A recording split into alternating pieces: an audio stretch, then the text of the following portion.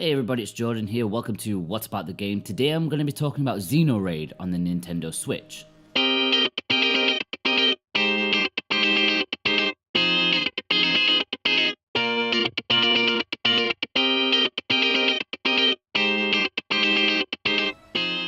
Another week, another eShop release from the insanely prolific publisher 10 Tons. If we're not careful, we're going to lose track of all the games they're putting out on the Nintendo Switch. Delving into yet another genre, here we have a vertical shooter in Xenoraid. The story is pretty simple, as is mostly the case with 10 Tons' games, but they do go to the effort to make it feel like a more complete package. An alien fleet is spotted approaching Earth. After failed attempts at communication, the last resort is war. Cobbling together some ramshackle spaceships, you must fend off the alien invasion over 40 levels. One of the things stated in the PR for this game is that they really try to go against the tropes of the shooter genre, to give it a more down-to-earth, accessible experience. Despite initial worries for me personally, I think they've succeeded. The main gimmick of Xenoraid is the fact that you take 4 fighters with you to each level and can switch between them at any time. Each fighter is assigned to a different face button, A, B, X, and Y, and pressing them will switch almost instantaneously. Xenoraid is clever though, as this also gives you a few frames of invincibility from enemy crafts and fire, making it a very tactical way to play the game.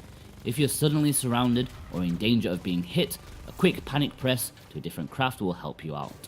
This is great.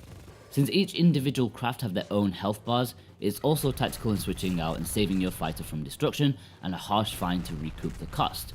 The crafts can be very different too. In the first world there's only 2 different types, but by the second world you're rocking an entirely diverse team of fighters. One with a flamethrower, one with a shotgun spread, another with a machine gun, and finally my personal favourite, the bomb guy. In addition to that, they each have their own separate special weapons too, which do different things.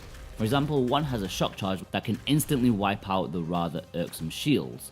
I really like how tactical this simple game can be. Unlike most shoot 'em ups, Xenoraid is firmly out of the predetermined enemy patterns. Sure, each level has a set amount of certain enemies to destroy as a target for completion in different waves, but the way they come at you is undecided.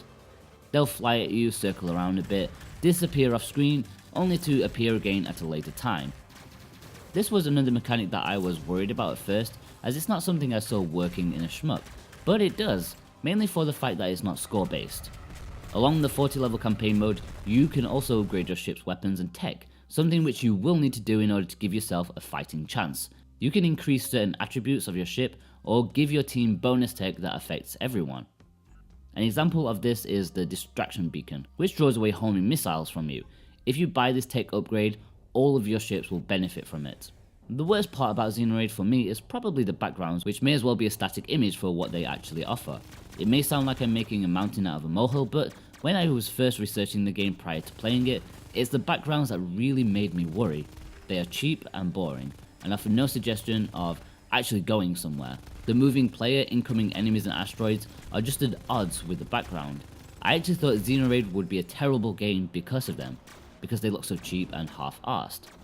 The graphics as a whole are a little too much on the cheap side for me. They are firmly in the mobile game style, which I'm honestly not a fan of. I'm generally not fussed about graphics or art style of game, but when it looks this cheap it does kind of put me off. There's nothing about it that screams quality to me. Thankfully, as I'm sure you're aware already, Xenoraid plays much better than it looks, so don't let videos fool you. It's actually far better when it's in your hands than when it's just being observed. The tactical, fun gameplay take the cheap look out of it. Outside of the main campaign, there are 3 survival stages to test your skills. As you'd imagine, you survive as long as you can until you die, and your score is uploaded to an online leaderboard, and may give the game more longevity for those more competitive of souls. There's also a 2-player cooperative play, which I sadly didn't get to try out for this review. I'd also like to give a shout out to the sound designer. The shots and sound effects are fantastic. You can really hear the force and impact of every shot fired and every explosion. They've got a real thump to them, and I love it. Overall, despite initial trepidation about how a shoot 'em up could be good when it was so completely against what shooters were all about, I came out really enjoying my time with Xenoraid. It's a surprisingly excellent and fun shooter that kept me completely engaged throughout. It offers a nice ship switching gimmick with a nice variety of fighters and a decently structured narrative that will last you a good few hours, even if it may not look the best. Arcade diehards may sneer at the casual nature of Xenoraid, but I really enjoyed it, and it's a nice change of pace from what we're used to from shooters. Okay guys, if you've enjoyed this review, then be sure to like and subscribe. That would help me out so much. You can read the full review of Xenoraid at whataboutthegame.com, and you can follow me on Facebook and Twitter if you want to. All the links are below. Thanks guys, bye bye.